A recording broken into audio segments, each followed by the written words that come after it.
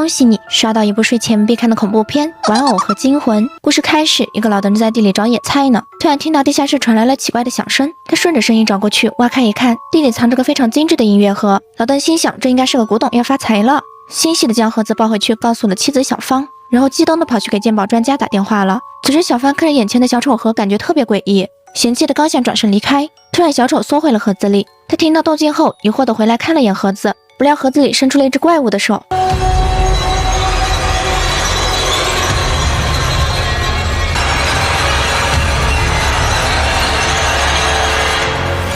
回来的老登看到这一幕，使劲的扒拉盒子想救出妻子，可他用尽力气都没能将其打开。之后警方误以为是老登杀了妻子，并将他带走了，而小丑盒也因此不知去向。时间转眼过去了12年，男主达西来到了一家博物馆应聘。他走进去见四处无人，就瞎转悠了起来。突然他背后出现了一个黑影，达西转头看到是管理员莉莉，才松了口气。随后莉莉就带他熟悉工作环境了。两人来到仓库，达西偶然发现一个用白布包裹着的东西，他掀开看到了那个精致的音乐盒。奇怪的是，盒子上没有开关，根本不知道怎么打开。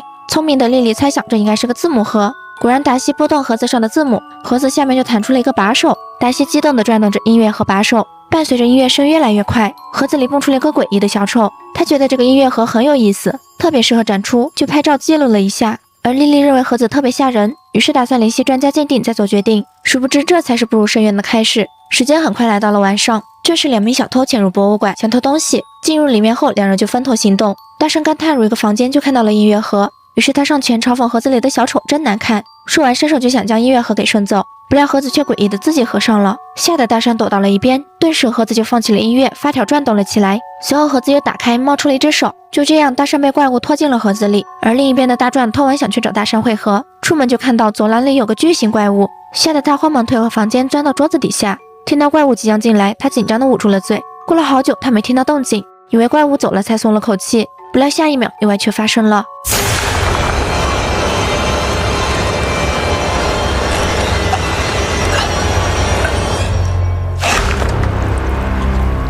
瞬间盒子里的数字转动，停在了2，似乎盒子里藏着什么可怕的东西。隔天达西来上班时，却看到博物馆的门是敞开着的。他疑惑地走进去，看到地上一片狼藉，连忙给莉莉打去了电话。达西询问对方能否查看一下监控，看看博物馆有没有丢东西，而莉莉却说馆主脾气很古怪，不会给他这个权限的。话音刚落，古董专家黑哥就走了进来，见状达西也只好挂断电话接待他。将黑哥带到办公室后，对方看了一下音乐盒，说道：传说这个盒子里有个怪物，它会引诱人们打开盒子杀害他们，但不确定这个传说是否真实。将黑哥送走后，达西认为那只是传说，就没在意。这时一个女游客闯进来问路，达西热情地表示自己可以带她去，而女游客拒绝了，说道想自己转转，于是就来到楼上参观了起来。突然灯就毫无预兆地熄灭了，女游客患有幽闭症，害怕地呼喊着达西，不料怪物出现捂住了她的嘴。就这样，女游客也被怪物杀害了。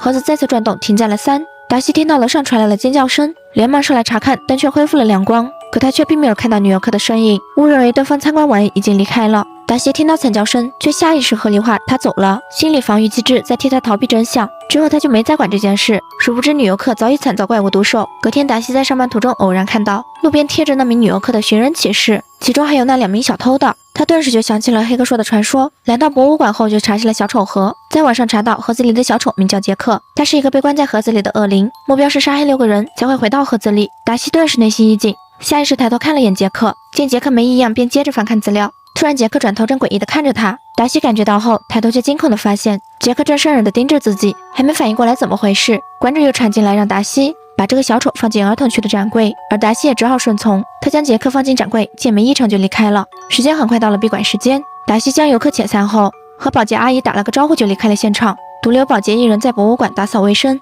当保洁来到儿童展柜看到杰克时，忍不住说道：没有小朋友会喜欢你。这时他脚下就出现了一只死虫子，保洁刚收拾完死虫子，起身却看到展柜里的小丑盒消失不见了。突然就听到屋外传来了阴森的低语，他顺着声音走出来，却惊恐地发现小丑盒出现在了楼梯口。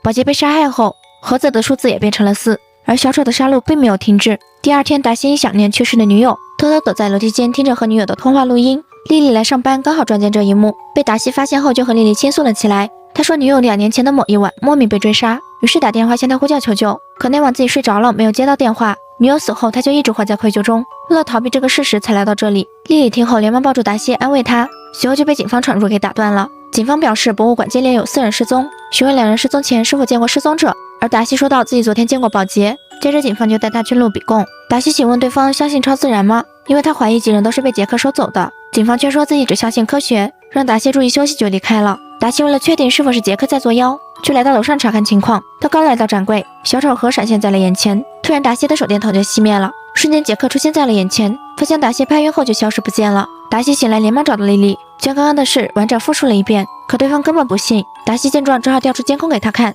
可莉莉刚想看，电脑就黑屏了。他认为达西没睡好，让他去调整一下睡眠。为了证明，达西回到仓库修电脑，偶然看到地上出现了一张纸条，他通过纸条上的地址在网上查到12年前男人离奇杀害妻子的事件，于是他就根据地址找到了老登。对方误以为是邻居来找自己麻烦，没好气的刚想赶走达西，直到达西说到小丑杰克，老登才将达西给迎了进来。他询问达西是否打开了那个盒子，等达西回答是后，对方说到自己当年没有杀害妻子，是杰克杀的。他跟警方说了真相，却并没有人相信自己，如果他不认罪就要终身待在监狱。说完他就劝达西赶紧逃离这里，不要再去管那件事。达西听劝的回到车上，刚想离开，这时女友的阿飘出现在了镜子上，他让达西去救那些人，不要像忽视自己那样害了无辜的人。达西听后开车赶到了博物馆，拿着杰克来到了一处空地，一把火将杰克给烧毁了。不料他回到博物馆拿钥匙时，盒子再次出现在了达西面前。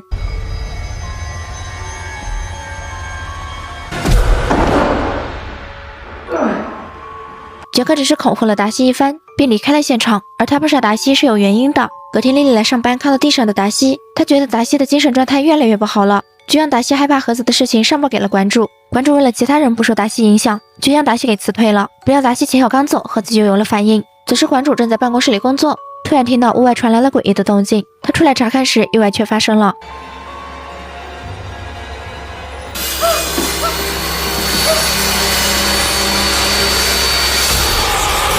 与此同时，达西委托朋友联系上了最有名的古董专家，于是他找过去询问对方怎么才能彻底消灭杰克。专家说道，打开盒子的人就已经与杰克签订了某种契约，他杀害不了打开盒子的人，而杰克也不能完全消灭，只能封印。要想将杰克封印，就得刺中他的心脏，再念一句咒语将他赶回盒子里。话音刚落，达西就想离开，专家连忙嘱咐道，不能遗落他的衣服和爪子，若有遗漏就无法封印杰克。听完，达西就匆忙离开了现场，暗自发誓要把杰克重新封印回去。另一边的莉莉吃完饭回到博物馆，来到楼上就看到馆主惨死的画面，吓得他连忙报警，刚想逃出去，不料门却被神秘力量给锁上了。就在杰克准备杀害莉莉时，达西赶来呼喊着莉莉，被杰克听到后，他放过莉莉躲了起来。就在达西上前刚下扶起莉莉时，杰克从后面一把拍晕了达西，又来到莉莉身边想杀害她，而达西再次醒了过来，他跑到大堂拿了个锋利的武器，在杰克要杀害莉莉时，趁机从杰克身后刺中了他的心脏后，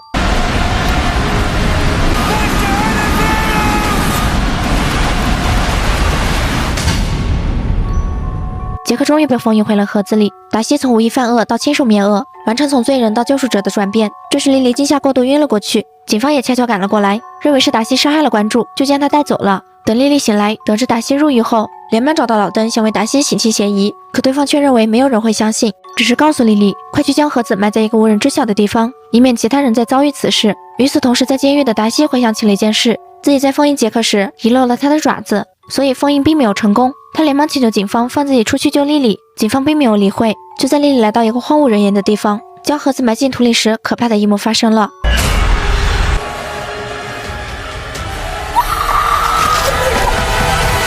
莉莉被杀害后，盒子才关闭，数字变成了6。该片的恐怖内核从来不是嗜血的小丑，而是人性的侥幸与漠视。达西因傲慢猎奇打开魔盒，亲手释放诅咒，目睹连环死亡。察觉诡异真相后，他一再逃避，自欺欺人，用理性合理化惨案，纵容小丑肆意收割人命。小丑的杀戮从无随机，他专挑轻视、麻木、心存侥幸的人下手。他不杀达西是最残忍的折磨，让他经历恶果，背负愧疚，在恐惧中承受精神审判，同时也在警示我们：世间多数灾难，皆始于无知的狂妄和膀胱的冷漠。真正的救赎，从不是事后弥补，而是常怀敬畏之心，不轻视未知，不做冷眼旁观者，守住本心与底线，便是抵御一切黑暗的最好铠甲。到此，电影落下帷幕。